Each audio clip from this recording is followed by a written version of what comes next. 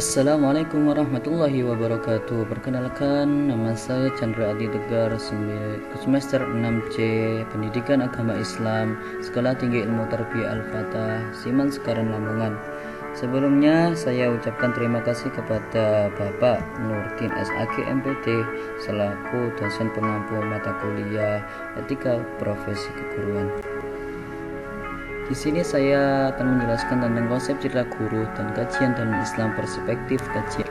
Definisi citra diartikan sebagai gambaran, rupa, gambaran yang dimiliki mengenai orang banyak, mengenai pribadi, organisasi atau produk. Pesan mental yang ditimbulkan oleh sebuah kata, frase atau kalimat, dan merupakan unsur dasar yang khas dalam karya prosa atau dievaluasi. Guru adalah contoh yang paling tepat yang selalu digugu dan ditiru oleh siswa. Selalu digugu artinya segala sesuatu yang disampaikan oleh guru senantiasa dipercaya dan diyakini sebagai kebenaran oleh semua siswa. Seorang guru juga selalu ditiru, artinya seorang guru menjadi suri tauladan bagi semua muridnya, mulai dari cara berbicara hingga cara berperilaku sehari-hari. Sebagai seseorang yang selalu digugu dan ditiru, dengan sendirinya memiliki peran yang luar biasa dominannya bagi murid. Dalam sistem pendidikan, guru adalah suatu komponen manusiawi dalam proses belajar mengajar yang ikut berperan dalam usaha pembentukan sumber daya manusia yang potensial di bidang pendidikan. Oleh karena itu, guru merupakan salah satu unsur di bidang pendidikan yang harus berperan serta aktif dan menempatkan kedudukannya sebagai tenaga profesional sesuai dengan tuntutan masyarakat yang semakin berkembang. Guru digambarkan sebagai orang yang bertanggung jawab terhadap perkembangan peserta didik dalam mengembangkan potensinya dan dalam pencapaian tujuan pendidikan baik dalam aspek kognitif, afektif maupun psikomotor. Dapat disimpulkan, guru adalah orang yang mengajari atau mendidik orang lain baik di lembaga pendidikan formal maupun pendidikan non-formal, bahkan di lingkungan keluarga sekalipun, sebab orang tua adalah pendidik utama bagi anak. Dijamin mengemukakan citra guru mempunyai arti sebagai suatu penilaian yang baik dan terhormat terhadap keseluruhan penampilan yang merupakan sosok pengembang profesi ideal dalam lingkup fungsi, peran, dan kerja. Citra guru ini tercermin melalui 1. Keunggulan mengajar, 2. Memiliki hubungan yang harmonis dengan peserta didik, 3. Memiliki hubungan yang harmonis pula terhadap sesama teman profesi dan pihak lain baik dalam sikap maupun kemampuan profesional. Dari sudut pandang peserta didik, citra guru ideal adalah seseorang yang senantiasa memberi motivasi belajar, yang mempunyai sifat-sifat keteladanan, penuh kasih sayang, serta mampu mengajarkan di dalam suasana yang menyenangkan. Menurut Muhammad Surya, Ketua Umum Pengurus Besar PGRI, mengemukakan ada 9 karakteristik citra guru yang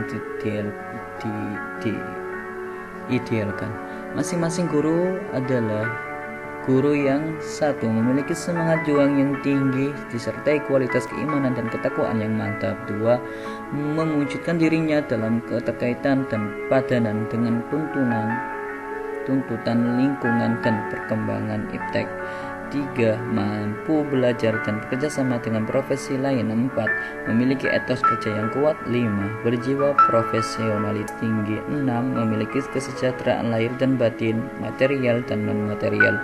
7. Memiliki wawasan masa depan. 8. Memiliki kejelasan dan kepastian pengembangan jenjang karir. 9. Mampu melaksanakan fungsi dan perannya masyarakat. Dalam proses pendidikan, guru memainkan peran yang sangat sentral. Guru menjadi faktor dominan dalam menentukan keberhasilan proses pendidikan. Islam memiliki pandangan tersendiri terkait dengan sosok guru. Dalam Islam, guru tidak hanya dipandang memiliki keterkaitan bagi kesuksesan didiknya di dunia, tetapi juga kesuksesan di akhirat. Oleh karena itu, perlunya pemahaman yang baik tentang dalam pandangan Islam. Menurut Abdul Natah, dalam konteks pendidikan Islam banyak sekali kata yang mengacu pada pengertian guru seperti murabbi, muallim, dan muadib. Ketika kata tersebut memiliki fungsi penggunaan yang berbeda-beda. Di samping itu, guru terkadang disebut melalui gelarnya seperti ustadz dan asyikh. Kata alim atau muallim yaitu orang yang mengetahui. Selain itu adalah istilah lain yaitu mudarris yang berarti pengajar. Namun secara umum, mu'allim lebih banyak digunakan daripada kata mudarris. Sementara itu, kata mu'adzib merujuk pada guru yang khusus mengajar di istana. Lain halnya dengan kata ustadz yang mengacu pada guru yang khusus mengajar agama Islam. Terakhir, syekh digunakan untuk merujuk kepada guru dalam bidang tasawuf. Guru yang berperan sebagai penata didik dalam Islam menurut Ahmad Tafsir adalah siapa saja yang bertanggung jawab terhadap perkembangan peserta didik. Mereka harus dapat mengupayakan perkembangan seluruh potensi peserta didik, baik kognitif, afektif maupun potensi psikomotor. Potensi-potensi ini sedemikian rupa dikembangkan secara seimbang sampai mencapai tingkat yang optimal berdasarkan ajaran Islam. Sementara itu, guru sebagai pendidik menurut Muhajir adalah seorang yang mempribadi, yaitu mempribadinya keseluruhan yang diajarkan, bukan hanya isinya melainkan juga nilainya. Pernyataan yang luar biasa juga dinyatakan oleh seorang penyair Mesir, Shawki Bek, terkait kedudukan pendidik. Menurutnya, guru memiliki kedudukan yang sangat terhormat dengan ungkapnya, "Berdirilah dan berilah penghargaan karena seorang pendidik itu hampir saja merupakan seorang rasul." Apa yang dinyatakan di atas diperkuat oleh pendapat yang dimukakan oleh Ahmad Tafsir, bahwa kedudukan guru setingkat di bawah kedudukan nabi dan rasul. Karena itu, guru terkait dengan ilmu, sedangkan Islam amat menghargai pengetahuan. Penghargaan Islam terhadap ilmu tergambar dalam beberapa hadis yang artinya sebagai berikut. 1. Tinta ulama lebih berharga daripada syuhada. 2. Orang berpengetahuan melebihi orang yang senang beribadah, yang berpuasa dan menghabiskan waktu malamnya untuk mengerjakan sholat, bahkan melebihi kebaikan orang yang berperan di jalan Allah. 3. Apabila meninggal seorang alim, maka terjadilah kekosongan dalam Islam yang tidak dapat diisi kecuali orang alim. Sementara Al-Abrashi memandang bahwa guru sebagai seorang pendidik, sebagai bapak rohani bagi anak didiknya. Pendidik adalah orang yang memberi santapan jiwa dengan ilmunya dan manusia yang menjadi penentu hidup dan perkembangan anak didik. Tanggung jawab guru dalam pendidikan Islam menurut Nasi Ulwah. 1.